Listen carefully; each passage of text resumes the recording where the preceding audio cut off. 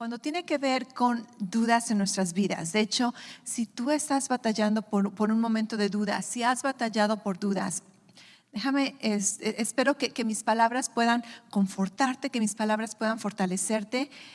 El hecho de que estés dudando, de que hayas dudado, no significa que es el fin de tu fe, ¿ok? No es el fin de tu fe.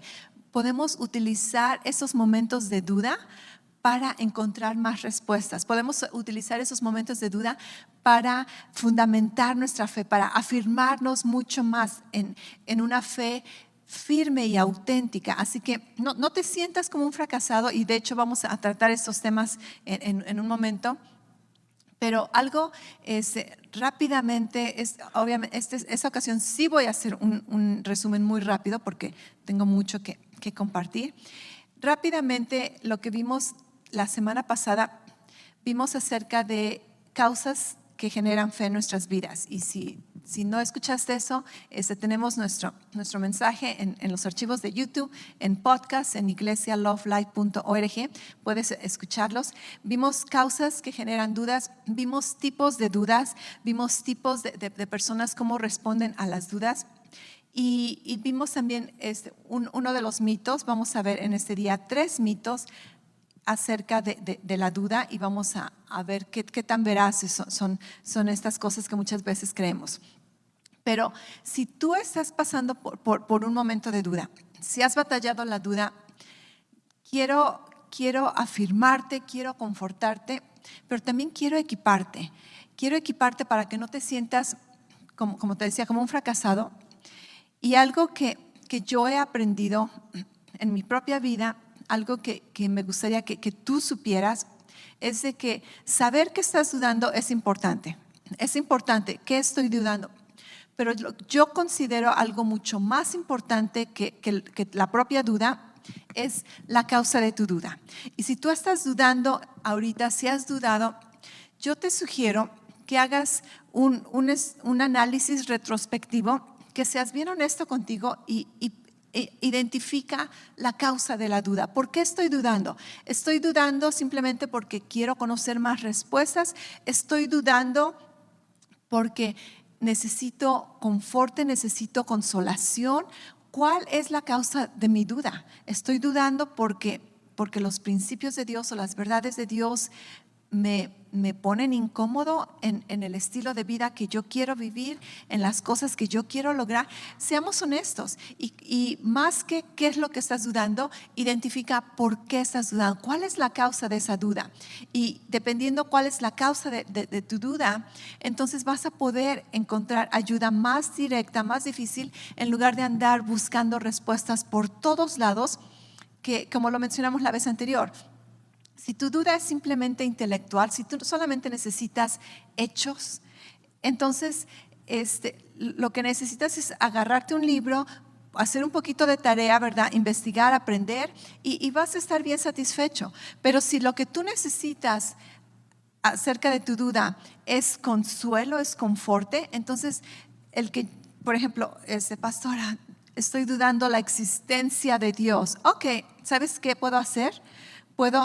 Porque los he escuchado, los he leído, puedo mandarte artículos, puedo mandarte podcasts, puedo darte una hoja, ¿verdad?, con datos científicos, probabilidades acerca de la existencia de Dios. Puedo enviarte una explicación acerca de la teoría de la relatividad de Einstein, que explica la creación.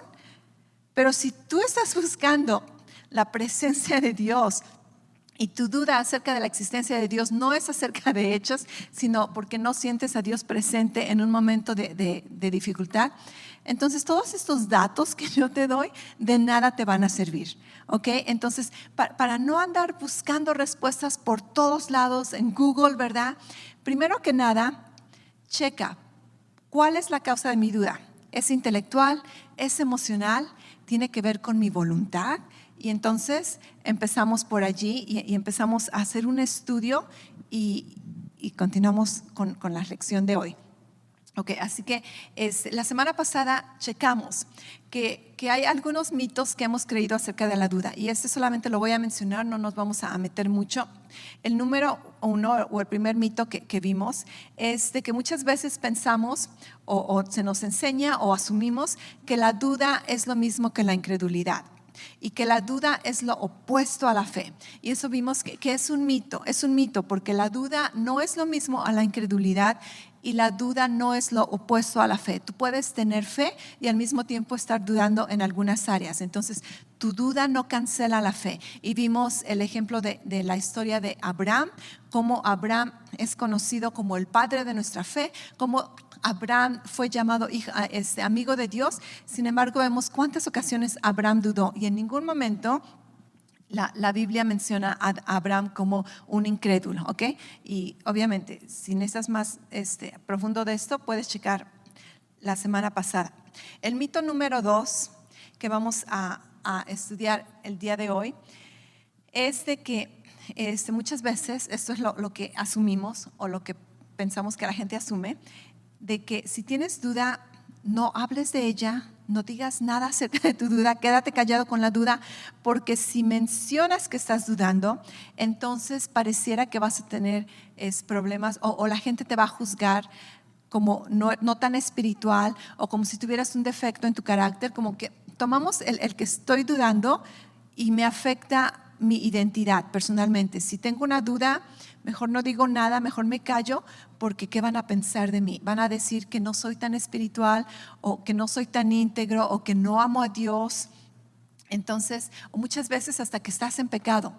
Si digo que estoy dudando, van a pensar que estoy en pecado. Entonces, este es un mito, ¿ok? Lo quitamos de nuestra mentalidad, lo quitamos de nuestro proceso de ver las verdades, y reconocemos que la duda no tiene nada que ver con tu identidad, ¿ok? La duda no define si eres un buen cristiano o eres un mal cristiano. La duda no define si tú eres un hijo de Dios o si amas a Dios. La duda no define tu carácter, la duda no define tu fe, tu compromiso hacia Dios. Así que sé libre de toda condenación, sé libre de toda culpabilidad si tienes algunas áreas en tu vida donde estás dudando. Y no te quedes callado con esas dudas. Busca apoyo moral, busca apoyo espiritual, y trae tus dudas a Jesús. Trae tus dudas a Jesús, porque si tú te quedas con esas dudas, el enemigo puede torturarte en tu mente, hacerte sentir que eres un fracasado como cristiano. ¿Cómo es posible que dudas? Nadie más duda, solamente tú eres el que dudas. Y cuando dices: pastora, tengo una pregunta, tengo una duda, todo el mundo, ¿verdad? Yo también. Y al rato te das cuenta que lo que el enemigo te estaba engañando, que tú eres el único malvado que se atreve a dudar, es algo normal. Es algo normal, natural. No hay nada de qué avergonzarse. Es mejor ser honesto, es mejor levantar la mano y decir: esto yo no lo entiendo, esto tengo dudas, esto me causa confusión, necesito más explicación, o necesito más confort, necesito más comunidad en esta área. Para desmantelar este mito, quiero que estudiemos unas anécdotas de un personaje en la Biblia muy amado, muy respetado, y vamos a ver cómo se juzga a esta persona que se atrevió a dudar, y si verdaderamente se le condena como pecador, como fracasado, como se atreve, ¿verdad? Ok, vamos a hablar acerca de Juan el Bautista. Si tú has escuchado acerca de Juan el Bautista o has estudiado un poquito de ello, creo que la mayoría de nosotros lo respetamos. ¿Acaso no? ¿Acaso tú no respetas a Juan el Bautista? Es como que, wow. Y si tú no sabes de Juan el Bautista, Juan el Bautista no era su apellido, ¿ok? Tampoco era su denominación. Simplemente era un judío, era primo de Jesús, y se llamaba Juan, y empezó a bautizar y le llamaron Juan el Bautista. Así que no es su apellido, ni es la iglesia bautista a la que asistía. No. Él simplemente era un hombre que bautizaba. Juan el Bautista, su historia de nacimiento, de concepción, está alineada con la historia de Jesús. Casi su mamá se embarazó en el mismo tiempo o tiempo cercano cuando Jesús fue concebido, y no sabemos si crecieron juntos de niños, no sabemos, pero últimamente cuando los dos llegaron a ser adultos, Juan y Jesús, los dos recibieron el llamado de Dios. Juan recibió un llamado de Dios de ser como un profeta y él se dedicó al ministerio.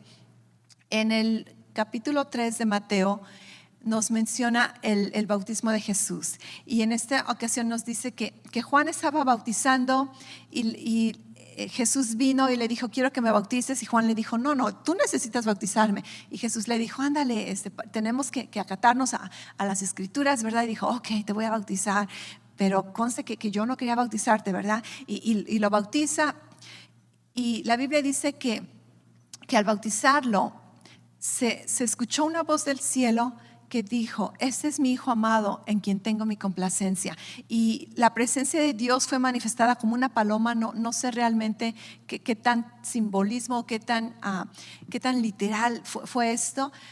No todos lo vieron, pero Juan vio esta confirmación de que Jesús verdaderamente era el enviado de Dios, el Cordero que iba a quitar el pecado del mundo.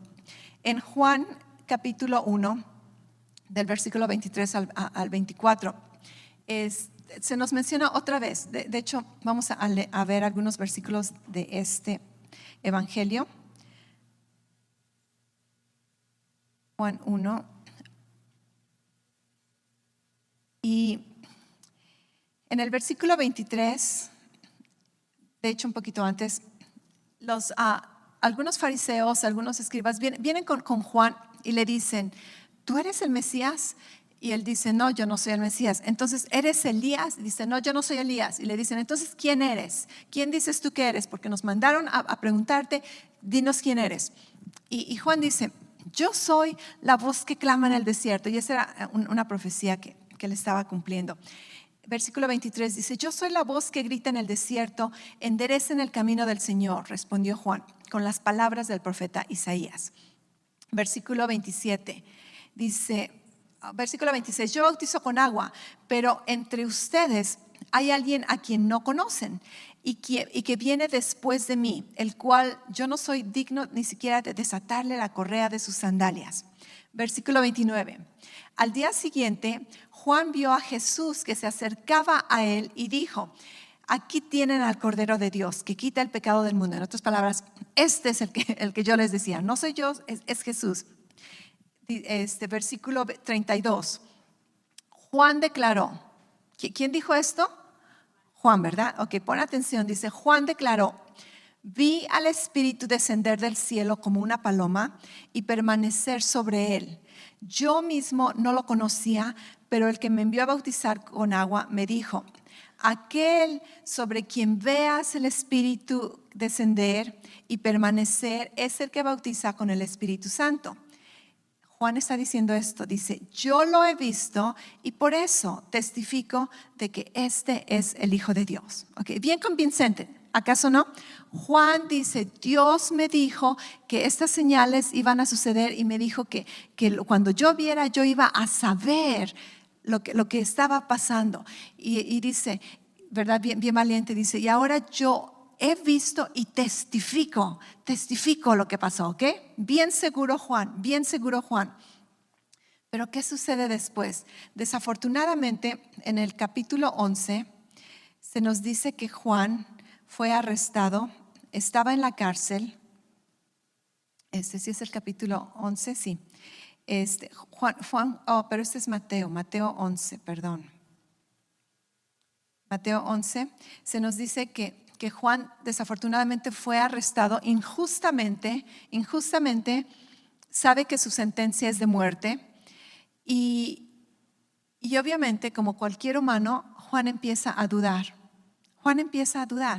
¿Y sabes qué hizo con su duda? Algo que nosotros tenemos que aprender, lleva tus dudas a Jesús. Juan está sentenciado a la muerte, está dudando, ¿verdad? Y diciendo, yo no hice nada malo, he hecho la voluntad de Dios, ¿por qué me está sucediendo esto? Imagínate a Juan, que en un momento él dijo, yo he visto y testifico, ¿verdad? Dios me dijo, Dios me cumplió, yo soy el testigo que está aquí enfrente de ustedes. declarando que Jesús es el Mesías, Jesús es el Cordero de Dios, este es el que Dios escogió. Versículo 2, Mateo 11. Juan estaba en la cárcel y al enterarse de lo que Cristo estaba haciendo, envió a sus discípulos a que le preguntaran a Jesús: ¿eres tú el que ha de venir o debemos esperar a alguien más? ¿Qué pasó, Juan? ¿Qué pasó? Yo pensé que tú ya sabías que Jesús era el que ha de venir. Yo pensé que tú ya habías viste las señales, viste al Espíritu Santo. Dios te mostró, estas son las señales. Cuando veas que esto sucede, vas a saber que este es el Cristo. Y ahora Juan está dudando y diciendo: pregúntenle a Jesús si él verdaderamente es el Mesías o va a venir otro. ¿Cuán humano es dudar? ¿Cuán humano es estar en un momento bien firme, creyendo, súper seguro, testificando, y en otro momento, por tus circunstancias, por lo que estás viviendo, por lo que estás sufriendo, porque algo no sucedió como pensamos que iba a suceder, una inconveniencia, un sufrimiento, una desilusión, un ataque? Y es bien fácil ponernos en ese puente colgante de que a lo mejor es Cristo, a lo mejor no lo es, a lo mejor Dios me habló, a lo mejor fue mi pura imaginación. Y empezamos a dudar. Dudar es estar en medio de dos pensamientos. ¿Y qué hace Juan? Envía a sus discípulos a preguntarle a Jesús por si las moscas, ¿verdad? A lo mejor no es Jesús y hay otro que hay que venir. Jesús le responde a los discípulos y dice: váyanle y díganle a Juan que los ciegos ven, los ojos caminan. Casi le dio pura escritura a continuación de ese versículo de Isaías donde Juan decía: esa es la voz que viene del desierto. Hablaban puro código Isaías, ¿verdad? Se estaban comunicando. Juan entendía exactamente lo que Jesús estaba diciendo.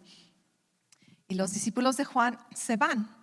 Los discípulos de Juan se van a decirle a Juan: no, pues sí, Jesús es Jesús. Jesús es el Cristo. Él es el Mesías, el Cordero de Dios a quien hemos esperado. Versículo 7. Mientras se iban los discípulos de Juan, Jesús comenzó a hablarle a la multitud acerca de Juan. Y les preguntó, dice: ¿qué salieron a ver al desierto? ¿Una caña sacudida por el viento? Versículo 9, ¿qué salieron a ver? ¿A un profeta? Dice: sí, les digo, y más que un profeta. Versículo 11, les aseguro que entre los mortales no se ha levantado nadie más grande que Juan el Bautista. Sin embargo, el pequeño en el reino de los cielos es más grande que él. Versículo 14, Jesús está diciendo: y si quieren aceptar mi palabra, en otras palabras, si quieres creerme, Juan es el Elías que había de venir. Juan, comparado con Elías, es uno de los complementos, uno de los halagos más grandes que pudieras recibir como un judío. ¿Y qué sucede? Juan está dudando, Juan está confundido, Juan está desilusionando, está pasando una crisis emocional, una crisis mental, una crisis espiritual.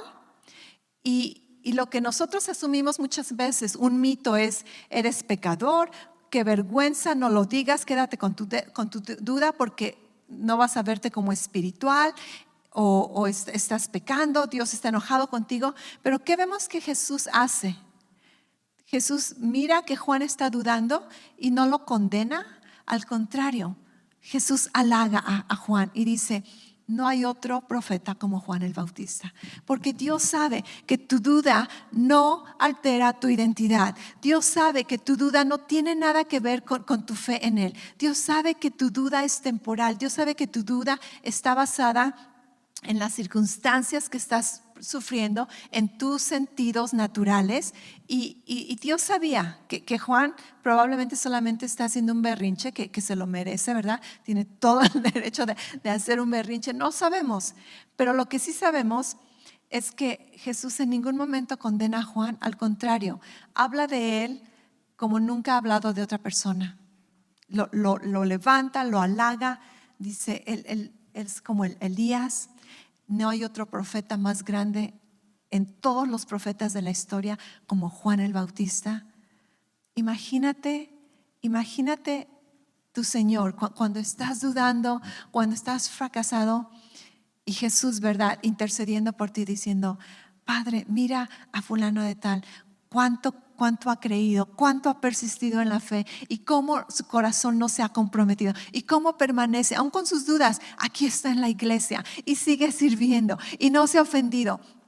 No permitas que ese mito, que esa mentira del enemigo, de la religión, te haga sentirte menos simplemente por el hecho de que estás dudando. El hecho de que dudes puede ser normal. El hecho de que dudes puede ser algo que si lo enfrentas, si buscas ayuda, una vez más te digo, espiritual, moral, esa duda puede resolverse en un momento. Pero si te quedas callado, si lo ocultas, si te avergüenzas de tu duda, el enemigo puede tomar ventaja de esta duda, de algo que pudiera ser algo tan sencillo de resolver, y lo puedas magnificar, hacer en grande y últimamente engañarte, hacerte alejar. Y Dios nos dice: hey, ¿estás dudando? No tengo problemas con tu duda. Trae tus dudas a Jesús. Trae tus dudas a Jesús. Él te va a confirmar lo que necesitas. Más bien, muchas veces le digo a las personas lo que tu corazón ya sabe. Porque hay ocasiones en que gente me dice: pastora, esto y aquello, y no sé si hacer esto, no sé si hacer aquello. Y hay ocasiones en que de plano no sabemos. Pero hay ocasiones en que miro a las personas y les digo: tu corazón ya sabe qué necesitas hacer. Simplemente sé honesto con tu corazón, checa tus principios, checa los valores, ¿verdad?, bíblicos. Tu corazón ya sabe qué hacer. Y Dios no nos tacha, ¿verdad? No nos reprueba simplemente porque dudamos. ¿Por qué? Porque Dios conoce que la duda no equivale a tu carácter, y la duda no equivale a tu identidad. Amén. El tercer mito que quiero que chequemos el día de hoy es de que la duda te va a causar últimamente alejarte, y de que la duda no produce ningún resultado positivo. Ahora, es cierto que una duda últimamente pudiera causarte perder tu fe o llegar a la incredulidad, pero lo que hemos visto es de que muchas veces la duda te ayuda a afirmarte más en la fe. Y especialmente porque creemos que Dios utiliza todas las cosas para nuestro bien. Dios, que hace que todas las cosas operen para nuestro bien, a los que aman a Dios, a los que son llamados conforme a su propósito. Amén. Entonces, si tú tienes una duda, una vez más, no pienses que es el fin de tu fe. No pienses que ya fallaste y nada va a poder resolverse, no puedes seguir adelante. Al contrario, utiliza esa duda como un escalón para seguir creciendo, para seguir madurando, para reconocer lo que no sabías, o quizá lo que sabías pero estaba medio chueco tus suposiciones. Entonces, la duda no significa el final de tu fe. El proceso de dudar te puede conducir a una fe más firme y más genuina, y esto lo creo. Pero algo que tenemos que reconocer es de que el que tu fe sea más firme y más genuina no va a suceder por accidente, ¿ok? Si tienes una duda, para fortalecerte vas a tener que enfrentar tu duda. No simplemente por accidente una vez vas a despertar, ya la duda ya se fue. No, quizás requiera un poquito de esfuerzo de tu parte, un poquito de estudiar, un poquito de recibir enseñanza, un poquito otra vez de hacer un análisis. Así que el afirmarnos en la fe no sucede por accidente, y necesitas ser bien honesto contigo una vez más y checar, primero que nada, ¿cuál es la motivación de mi duda? ¿Por qué estoy dudando? Para este ejemplo, vamos a estudiar a otro carácter, a otro personaje bíblico que muchos de nosotros conocemos como Tomás el incrédulo. ¿Alguna vez has escuchado? Okay. Depende en qué versión leas la Biblia. Si la lees en inglés es Tomás el dudoso, en español Tomás el incrédulo. Creo que las dos están correctas y las dos están incorrectas al mismo tiempo. Y te voy a explicar por qué. ¿Ok? Primeramente, muchos casi no conocemos nada de Tomás, ni siquiera le hemos puesto atención en los evangelios. Lo único que lo conocemos es como Tomás el incrédulo. Pero si tú no sabías mucho acerca de Tomás, he leído acerca de los diferentes apóstoles, qué sucedió con ellos después de los evangelios, y aparentemente todos los apóstoles se fueron a diferentes áreas del mundo, Asia, África, Europa, y todos cumplieron con el llamado de ir y hacer discípulos. La mayoría de ellos murieron como mártires, pero en las regiones donde ellos estuvieron ministrando son muy reconocidos, y hay muchas veces hasta pruebas históricas. Aparentemente, Tomás fue y evangelizó en la India, y fue allí donde él murió como un mártir. Tomás el incrédulo, ¿ok? Dio su vida por el evangelio. Ok, Tomás encuentras pocos versículos acerca de Tomás. Se menciona muy pocas veces en la Biblia. Se menciona cuando se nombran todos los discípulos, pero hay 3 ocasiones específicas donde se nos cuenta un poquito acerca de Tomás, este discípulo, que también aparentemente tenía un gemelo, o le apodaban el gemelo. La palabra gemelo es Dídimos, entonces dependiendo de la versión que estés leyendo dice Tomás Dídimos o Tomás el gemelo, ¿verdad? Y lo que tiene que ver con Tomás y su duda no necesariamente es que él dudaba de su fe, sino que dudó de la resurrección de Jesús. Tomás no fue incrédulo de Jesús, sino que él fue incrédulo de la resurrección de Jesús. Y creo que hay una gran diferencia. Entonces, otra vez, afirmamos que tú puedes tener fe en ciertas áreas y dudar solamente un aspecto de esa área, o dudar un punto de todo lo que tú crees. ¿Me están siguiendo? ¿Ok? Tomás se nos menciona en... ¿Dónde está? Ok, antes que nada, no sé si tú sabías que todos los discípulos, de hecho, la Biblia dice que dudaron. Este versículo en Mateo 28, versículo 16 y 17, es después de la resurrección. Cronológicamente no coincide cuando tú lees todo el capítulo, pero en Mateo 28, después, el domingo de la resurrección, ¿verdad? Dice, más bien esto es después del domingo de la resurrección, aparentemente cuando Jesús ya va a ascender. Dice, los discípulos fueron a Galilea, a la montaña que Jesús les había indicado. Versículo 17.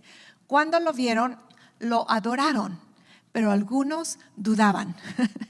Imagínate, estar adorando a Jesús, lo ves en persona, resucitado, y lo adoras, pero al mismo tiempo dudando. O sea que Tomás no era el único que dudó. Dice, los discípulos adoraban a Jesús, pero ¿cuántos creen que sus mentes estaban? Esto es increíble, esto no es posible. ¿De veras es Jesús? No, pues sí, ya comimos con él, ya lo tocamos. No, sí es Jesús, pero es Jesús.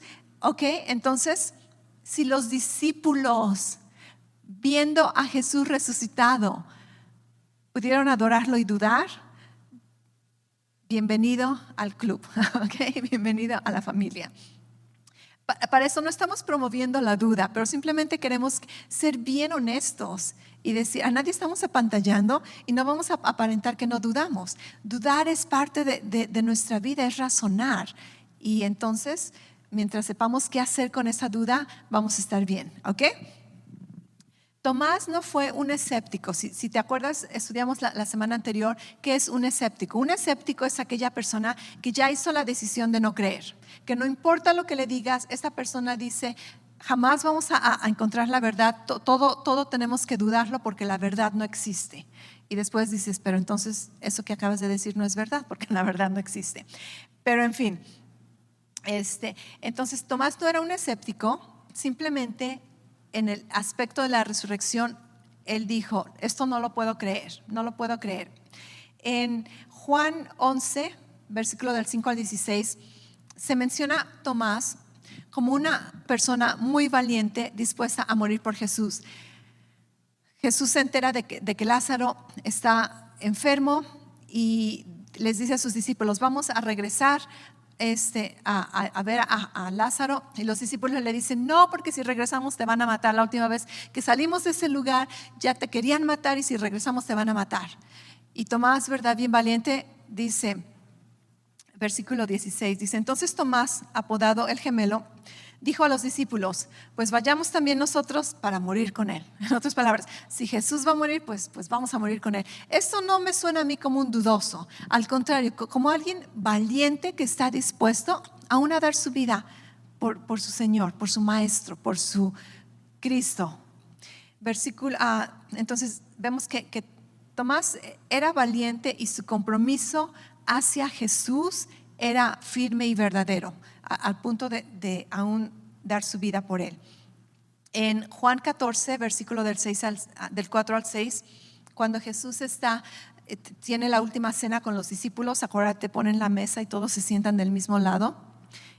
No es cierto, esa es una pintura, era un chiste, no les pareció mucho. Ok, no estaban listos para mi humor.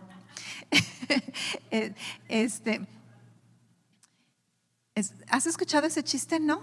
Donde llega Jesús con todos los discípulos al restaurante y pide una mesa y dice, ¿una mesa para cuántos? Dice, pues para 24. Ok, pero solamente son 12. Sí, pero es que nos vamos a sentar todos del mismo lado. ¿No has escuchado ese chiste? No. Ok, era para la selfie, ¿no? Ok, creo que no están de humor están muy serios, quieren aprender. Ok, discúlpenme.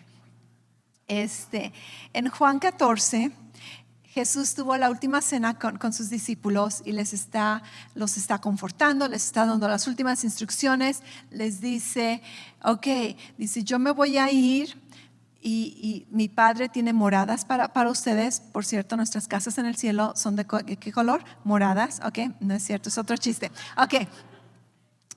Dice, voy a preparar moradas para ustedes, dice, y después voy a venir para que estemos otra vez todos juntos, y les dice, pero ustedes ya saben, dice, a dónde voy, entonces pueden estar tranquilos, ¿ok? Saben a dónde voy. Y todos los discípulos, sí, ¿verdad? Como siempre, nada más movían la cabeza, no sabían nada, no entendían, pero no digas nada porque van a pensar que eres incrédulo. Tomás levanta la mano, ¿verdad? Porque sabemos que a Tomás le gustaban las respuestas.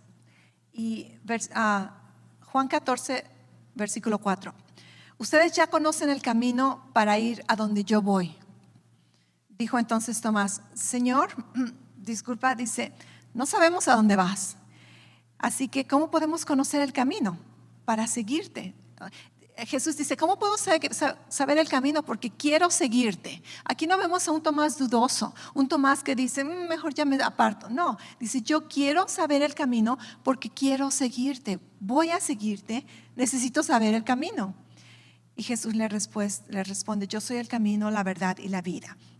Entonces, una vez más, versículos bien pequeñitos que nos muestran algunos detalles de Tomás, donde él no estaba dudando de su fe, no dudaba del señorío de Jesucristo, simplemente, como vamos a ver en Juan 20, aparentemente Jesús viene, se aparece a los discípulos, pero Tomás había ido al baño, o no sabemos dónde había ido. Total que Tomás se pierde esta aparición de Jesús. Imagínate. A mí me hubiera dolido muchísimo. Yo me hubiera enojado con los demás discípulos, amargado, quizá muerto de envidia, ¿verdad? Así como que, no, como que Jesús vino y me lo perdí. Pero no, Tomás no dijo eso. Él dice, no les creo. Si no les creo, dice, a menos que yo vea las manos donde lo crucificaron, a menos que yo toque, ¿verdad? Dice, no voy a creer. Dice, ustedes se están imaginando esto. No lo creo. Y Jesús viene, vamos a ver estos versículos. Juan 20, versículo 24 en adelante. ¿Dónde está?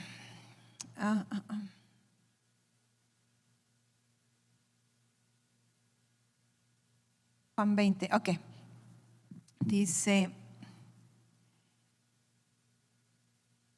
ok, vamos a leer el versículo 27. Jesús, 8 días después, ok, se pasó toda una semana.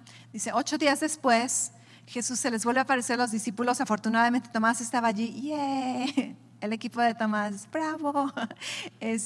Dice, Jesús viene, dice, la paz sea con ustedes. Luego le dijo a Tomás, dice, pon tu dedo aquí y mira mis manos. Dice, acerca tu mano y métela en mi costado, imagínate. Yo le he dicho, la verdad, ya te creo. Dice, métela en mi costado y no seas incrédulo, sino cree, sé un hombre de fe. Entonces, aquí me muestra que Jesús no castigó a Tomás por no creer, sino que Jesús exhortó a Tomás a creer.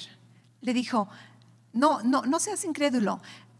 Te digo, dependiendo la traducción, muchos dicen que dudó. Verdaderamente la palabra que se utiliza es incredulidad. En otras palabras, él no creía, rechazó esa área de la resurrección. Pero Dios le dice, Tomás, ¿cómo es posible? Me avergüenzas, ¿verdad? Eres una vergüenza para el evangelio. No. Jesús no lo condena por dudar, sino que lo exhorta a creer. Dice, no seas incrédulo, cree, sé una persona de fe. Dice, deja el no creer y cree. Y después da una bendición muy preciosa donde le dice a Tomás, después de eso, puedes seguir leyendo los versículos. En el versículo, no sé qué versículo es, pero Jesús exclama y le dice, mi Señor y mi Dios, mi Señor y mi Dios. Entonces Tomás afirma su fe una vez más y Jesús le dice la promesa de que bienaventurado porque crees, dice, pero más bienaventurados son aquellos que sin ver creen. Eres más bienaventurado, ¿ok? Entonces vemos que en este mito donde pensamos que si dudas ya es el final de tu fe, no. El dudar muchas veces te puede ayudar a afirmar más tu fe. Si haces la tarea o si sigues los pasos correspondientes. Si uno de la tarea que Tomás hizo en esta ocasión, primero que nada fue permanecer. Permanece en la familia. Si tú te das cuenta, Tomás, la primera aparición pudiera haber dicho, ¿sabes qué? Esto no era para mí, a la goma con esta. Todos están dolidos, todos los discípulos están desilusionados, dolidos, y a Tomás no le tocó ver a Jesús resucitado. Él pudo haberse alejado. Esa era la oportunidad para decir, ok, ahí la vemos, fueron unos 3 años muy preciosos, muy especiales, pero la vemos, ¿verdad? Me regreso a mi familia. Pero ¿qué vemos que sucedió? Tomás permaneció. Di conmigo, permanece. En medio de tu duda, en medio de tu incredulidad, permanece. Tomás permaneció en el grupo. ¿Y qué sucede? Una semana después le toca ver a Cristo aparecido, resucitado. Y muchas veces, cuando tiene que ver con la fe, con la iglesia, una vez más, mi exhortación es permanece. Si la familia no es perfecta, puedes decir, ¿verdad? Me quedo con la familia, aún disfuncional, pero esta es mi familia y voy a permanecer. Jesús le dijo a los discípulos cuando muchos estaban ofendiendo por sus enseñanzas y se fueron, les dice, ¿ustedes también se quieren ir? Y Pedro le dice, Señor, ¿a dónde iremos? Solamente tú tienes palabras de vida. Entonces, permanece, y el permanecer te va a ayudar a profundizar tu fe. ¿Ok? Bien rápido, porque se me está acabando el tiempo. De hecho, ya se me acabó, pero lo vamos a estirar. Bien rápido. ¿Cómo enfrentar tu duda? ¿Cómo enfrentar tu duda? Vemos que la duda es tener diferentes mentalidades. Entonces tenemos que alinear la duda y escoger qué creer, ¿ok? ¿Qué sucede? Por ejemplo, un ejemplo bien sencillo que mucha gente argumenta y dice, si Dios es bueno, ¿alguna vez has escuchado esto? Si Dios es bueno, ¿por qué permite la maldad en el mundo? Esto puede causar duda a muchos creyentes, esto puede causar mucha duda a muchos no creyentes. Si Dios es bueno, ¿por qué permite la maldad en el mundo? Ok, la duda, ¿Dios es bueno o Dios no es bueno? ¿Dios tiene poder para cambiar las cosas o Dios no tiene poder y por lo tanto no es Dios? Es bien una pregunta bien genuina, bien válida, pero vamos a checar la duda. Ok, si Dios es bueno, ¿por qué permite la maldad en el mundo? regresamos, ¿verdad?, a la historia que Dios nos muestra en la palabra y vemos que Dios es bueno, Dios es justo, y el hecho de que hay maldad en el mundo no tiene nada que ver con Dios, sino que Dios le ha dado libre albedrío a las personas y cada persona tiene decisiones. Y además porque vivimos en un mundo donde existe el pecado y la maldad, y todo lo que sucede en el mundo no es la responsabilidad de Dios, pero Dios últimamente va a poder venir y poner las cosas en orden. ¿Ok? Bien sencilla la cosa. Pero tú tienes que analizar, ok, yo puedo creer eso o puedo creer aquello. Dependiendo de lo que tú escojas creer, porque déjame decirte algo, la fe es una decisión, tú escoges últimamente qué creer. Y si decides escoger lo que la palabra nos dice, que Dios es bueno, Dios es justo y hay maldad y pecado en el mundo por la transgresión del hombre, entonces todo tiene sentido. Todo tiene sentido y tu duda es clarificada. La fe cristiana no es una fe ciega. La fe cristiana, el cristianismo no es una fe ciega. Nunca vas a encontrar en la Biblia donde cierra los ojos y aviéntate al abismo, ¿verdad? Y da un salto de fe. No. La fe cristiana está basada en verdades que Dios nos ha mostrado y que nosotros podemos descansar en ellas. La fe cristiana está basada en la luz que Dios nos muestra. Y lo que nosotros creemos, la realidad que vemos es basado en la claridad que Dios nos ha mostrado para entender todas las cosas. Una vez que tú conoces la historia de la creación, el problema del hombre, la solución que Dios ha provisto acerca de Jesucristo, todo tiene sentido. Tú puedes ver el mundo con tanta claridad. Tú puedes ver cada cosa que sucede en este mundo con claridad. Y últimamente tu fe no es una fe ciega. Tu fe está basada en la verdad de Jesucristo, en la verdad de su resurrección y en la verdad del punto de vista bíblico de por qué hay problemas aquí en el mundo. ¿Ok? Entonces tenemos que saber que nuestra fe nunca es ciega, pero últimamente nuestra fe es una decisión y vamos a decidir qué creemos. Cuando te enfrentes con dudas, continúa avanzando en tu caminar de fe. En medio de la duda, continúa, porque muchas veces vas a tener dudas y no vas a estar listo maduro para recibir respuestas. Entonces simplemente sigue caminando, no te estanques, sigue caminando y eventualmente tú vas a recibir respuestas. Yo me acuerdo en una ocasión, estaba en una clase y me acuerdo el pastor estaba diciendo, no nuestro pastor, era otra iglesia, el pastor estaba diciendo, y como cristianos, ¿verdad? Tenemos que establecer el reino de Dios, y casi como que memoricen. ¿Por qué estamos aquí? Para establecer el reino de Dios. Y se terminó la clase y la dudosa de Laura, ¿verdad? Va con el pastor y le dice, ok, ya entendí que mi propósito aquí es establecer el reino de Dios. Y le dije, ¿qué es el reino de Dios? ¿Qué es el reino de Dios? Porque muchos confunden el reino de Dios con la salvación, el reino de Dios con religiosidad. Le dije, ¿qué es el reino de Dios? Y me dice, pues el reino de Dios es muchas cosas. Así como que no estás lista para conocer todo lo que es el reino de Dios. Y yo dije, no sabe ni siquiera qué es el reino de Dios, ¿verdad? Con todo mi respeto, pero dije, ok, creo que los dos tenemos que estudiar. Y yo me dediqué por mi cuenta, dije, Dios, ayúdame a entender qué es el reino de Dios, porque yo creo, Jesús nos dice que oremos que el reino de Dios se haga en la tierra como en el cielo. Dije, si no sé qué es el reino de Dios, ¿cómo voy a ver si está sucediendo o no? ¿Sabes qué?